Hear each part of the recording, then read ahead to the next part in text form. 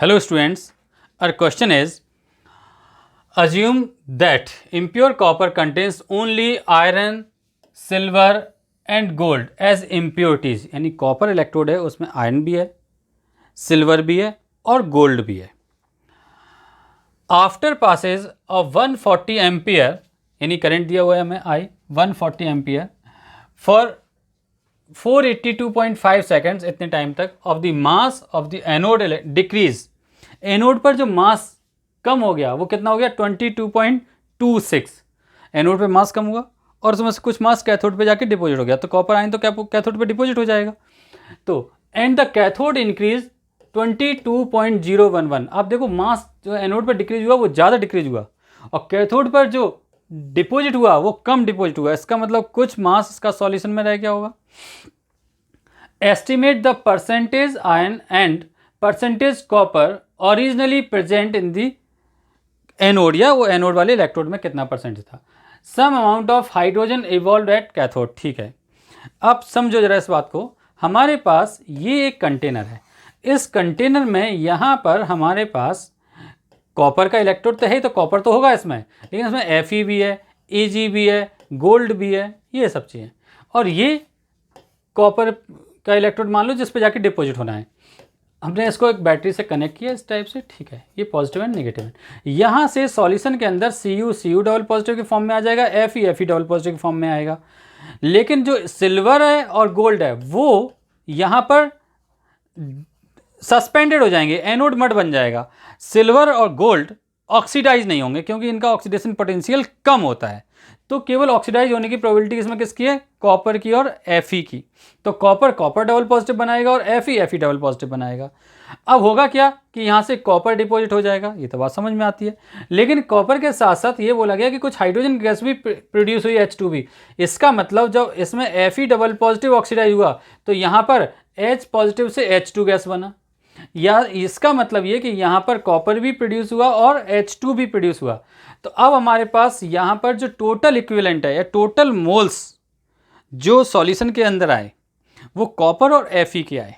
तो हम ये निकाल लें कि टोटल मोल्स ऑफ कॉपर और Fe कितना है, तो हम कैलकुलेट कर सकते हैं सारी वैल्यू को. तो आप देखो यहाँ पर,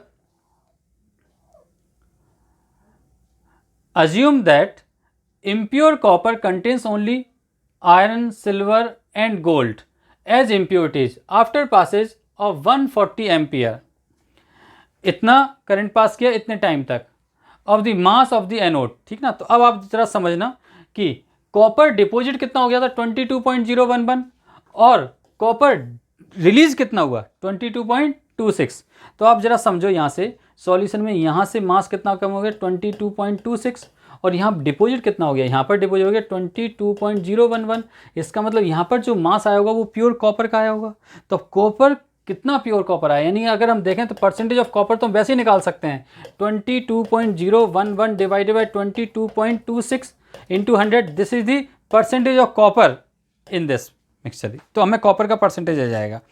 अब आप देखो यहाँ पर, तो मैंने ये किया हुआ है यहाँ पर कि कॉपर का परसेंटेज, तो wait percent of copper 22.011 upon 22.26 into 100, this is the percentage of copper. एक बात मिल गई. अब हमें निकालना है आयरन का परसेंटेज. तो मैंने यहाँ लिखा हुआ है कि total moles of copper and Fe oxidise, वही फॉर्मूला लगा दिया हमने. एन हमारे पास moles is equal to IT upon n factor into 96500, n factor 2. Total current pass किया गया 140 और टाइम कितना है 482.5 सेकेंड्स अपॉन एन फैक्टर है 2, चाहे कॉपर का हो चाहे Fe का हो. Cu डबल पॉजिटिव में कन्वर्ट हुआ, Fe डबल पॉजिटिव में कन्वर्ट होगा.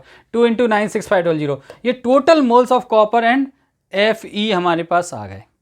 ये हमारे पास टोटल मोल्स हैं. लेकिन आपको पता है कि कॉपर तो डिपॉजिट हो गया. कॉपर का वेट कितना था 22.011. इससे हमने मोल्स ऑफ कॉपर निकाल लिया कि एक्चुअली मोल्स ऑफ कॉपर कितने थे. तो 22.011 डिवाइडेड बाई 63.5 इक्वल टू 0. ये हमारे पास डेटा आ जाएगा, आप देख सकते हैं 0.3466 moles. These are the moles of copper. और एक्चुअल मोल्स ऑफ कॉपर और Fe कितना है 0.35. तो फिर Fe के मोल्स कितने हैं, Fe के मोल्स होंगे 0.35 में से कॉपर के मोल्स माइनस कर दो तो हमें Fe के मोल्स मिल जाएंगे. यानी मोल्स ऑफ Fe कितना आ गया हमारे पास 3.4 इंटू 10 टू द पावर -3. यानी वेट ऑफ Fe कितना होगा तो 3.4 into 10⁻³ into molar mass of Fe 56 किया, तो ये आ गया हमारे पास 0.1904 ग्राम। ये Fe का वेट आ गया।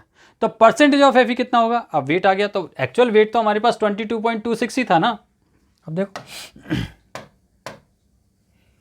तो हमारे पास जो एक्चुअल वेट था वो कितना था 22.26, इसके अंदर Fe कितना निकाला हमने, तो हमने Fe का वेट निकाला 0.1904। तो Fe का परसेंटेज हमारे पास कितना हो गया, Fe हो गया हमारे पास 0.1904 divided 22.26 into 100 equal to 0.855% approx, ये आंसर होगा।